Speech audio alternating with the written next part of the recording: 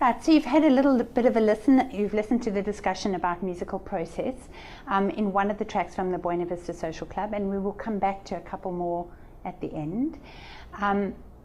What I want to talk to you very briefly about now is what the Buena Vista Social Club project was all about.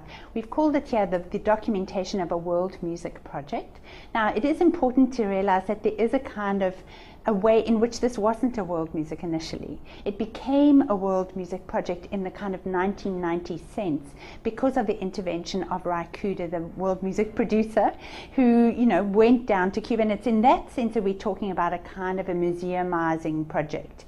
In other words, as if these people have been put on the dusty shelves somewhere, and we are going to, they have now been pulled out and brought into public view, much as you do a museum exhibition of particular kinds of subject matter, right? So we're bringing them out, we're putting them on show, they're making some money, sure, and they're generating some projects, so there is a kind of social life or a cultural life that comes, or a musical life that comes out of that project, but it doesn't last for very long. Most of the musicians actually now are dead from the project because they were pretty old when Ry Cooder met them in the 1990s in Cuba. Anyway, let's talk a little bit about that project. So remember what we mean by a world music project. It's not that this music in the 1940s, although it might have had a global reach, it wasn't world music in the sense that we've talked about it through the course of this class. Okay, Buena Vista Social Club was originally a members-only club in Havana, and I think it wasn't really even necessarily called a club. It was a gathering of people who belonged to a certain group, certain sort of social group. All right, they held dances and musical events in the 40s, and then it was closed in the late 50s. So it was a place for musicians. It was really a kind of a place to jam, and it was a place to dance and to have a good time. But it did close down. So when we talk about Buena Vista Social Club now, it really is a kind of documentary with living musicians. All right. So in the 1990s, American producer Ry Cooder, with Cuban musician Juan de Marcos Gonzalez, collaborated with Cuban musicians, some from the original club, to be sure, in this what we call world music project. All right, so 1996, Cooder from the US goes to Cuba with Nick Gold, who's a world music producer in the UK, to record Malian musicians with the Cubans. Now here, just as a little bit of an aside, because we don't talk about this otherwise, you know, American jazz and actually Cuban musician travels to Central Africa actually, and manifests itself as soukous. So this is kind of transatlantic movement of musical genres and a kind of a lively exchange anywhere that's going on. Now, Mali is not the place where this kind of Cuban jazz really took root. It was in the Central African region, more where the Pygmies are. So there is some kind of African connection, but this is not the same connection as the Cuban rumba connection in Central Africa. Anyway, that music did have a huge impact on the whole African context, but Mali is something different. This is the place where where the people we call griots have come from, the people who play the kora and now have transferred that tradition onto guitars. Unfortunately, the Africans didn't get their visas, so in a very spontaneous and improvisatory spirit, Ry Cooder, they've created a new project, and they decided that they would work. He had heard this music from the earlier period, and so they decided that they would create a different kind of project. While they were there, they might as well do some recording, and so they went around. Basically, Gonzalez knew a lot of these musicians, some of whom were active performers, some of whom were maybe not as active as they had been, and gathered them together and basically put this recording project together. You know, with the US trade embargo against Cuba, there wasn't a lot of interaction of musicians. It wasn't that easy even for Ry Cooder to get there. In fact, he had to go via Mexico to get there because of the embargo. I could just say that my father, a South African, traveled to Cuba in the early 90s too, and he had to do all kinds of surreptitious things just to get on an airplane. He went to Miami, but everything was kind of hidden. So just for those of you who've never traveled or don't know anything about Cuba and the restrictions and the difficulties that there are in just getting to this little island that is so close to the United States geographically, just understand the difficulty of it, right? And in fact, the story goes that Ry Cooder, after doing this project, had to pay a $25,000 fine for breaking the embargo. They got these musicians together and they recorded together in the Havana studio EGREM, I think it's EGREM, which was formerly owned by RCA Records, which is an American recording company, but of course with the embargo they would have had to withdraw. But the interesting thing is, was even the same kind of equipment as the 1950s. So there was a sense of authenticity, remember that word, in this process of kind of really traveling back in time a little bit for Ry Cooder and the musicians themselves. There were more than 20 musicians involved in the project, including Cooder on slide guitar and his percussionist son, who played a kind of Middle Eastern percussion, but he blended in. All right, so the key musicians, although there were a lot of others, is Ibrahim Ferrer, a singer. He was known as Cuba's Nat King Cole.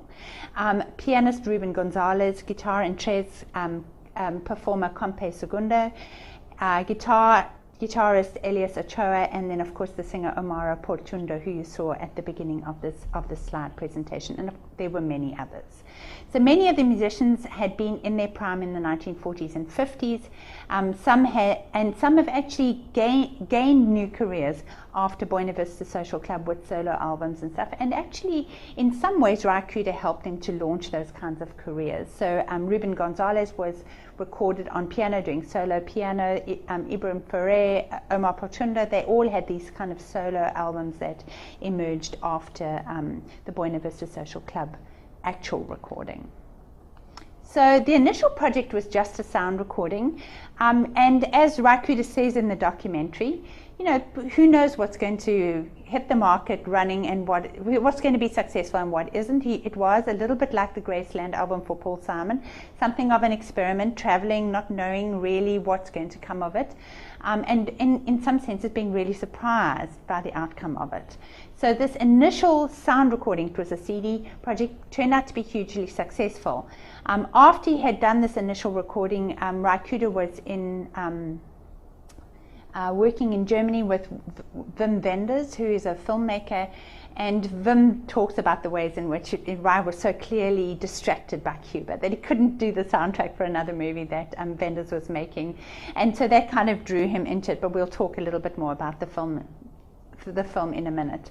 So the audio recording was released in September 1997. It sold more than 5 million copies. So, you know, we even more than the chant recording did, and it won a Grammy Award in 1998. So you can see the process by which world music, these kind of recordings, these collaborative recordings, gain their kind of mainstream visibility, right? They are put up for Grammy Awards, they sell multiple copies with lots of advertising, and so that's how these really in their own countries, probably fairly small musicians very often, or certainly in terms of the rest of the world, gain a kind of global visibility.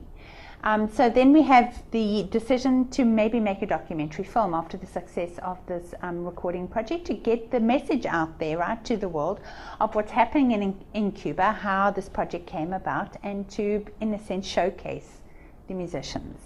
So the German filmmaker Wim Wenders and Cooder collaborator agreed to film Buena Vista Social Club. So Wenders and Cooder, and what's interesting if you read the surrounding literature from Wenders and Cooder is you hear a kind of discourse of authenticity. These are the real musicians, this is authentic music coming from the heart. There is very much a kind of discourse of emotionality, the authenticities of emotionality, and of recuperation and restoration. It's a whole kind of museum curator, a parallel discourse actually to the curator. This documentary film, what you can see many clips on YouTube, but there is also a website if you go looking in Google, if you Google it, where you can find the documentary film as a whole, or you can simply purchase it as well on some of the commercial online stores for video. It's really interesting. It includes interviews with musicians in Havana, so we get a sense of the city. We get a sense of these large old American cars. We're going to show you some pictures in a little bit, a picture at least, one of them. And then there's a couple of live performances in Amsterdam and one in New York City at Carnegie Hall. And then, of course, we are taken inside that recording studio in Havana, and we see the interaction, that kind of face-to-face, eye-to-eye, the eye contact between musicians, the kind of process of producing this recording. The songs are subtitled, so we know what the text costs mean. It's quite respectfully and beautifully put together, actually. And in the film, there's about 2/3 of the way through, Raikkoud is on an aeroplane, and now sort of, connecting vehicle right between two places, and he's reflecting on how the project came to be, and that's how he's sort of telling us the story. We also given information about the musicians' brief life stories, and right at the end of the film, when they have come to to perform in New York City, we see Cubans in New York City. So these are the musicians there, and they're standing looking inside a glass window of a store, to images of some of the popular musicians and popular political figures. So John F. Kennedy, Marilyn Monroe, sort of popular, and of course Louis Armstrong. And there's a kind of interesting discussion about ways in which these musicians are trying to identify who these people are. Okay, so Buena Vista Social Club, the documentary, was a huge global hit. It's claimed to have grossed $23 million. Really amazing for a documentary film.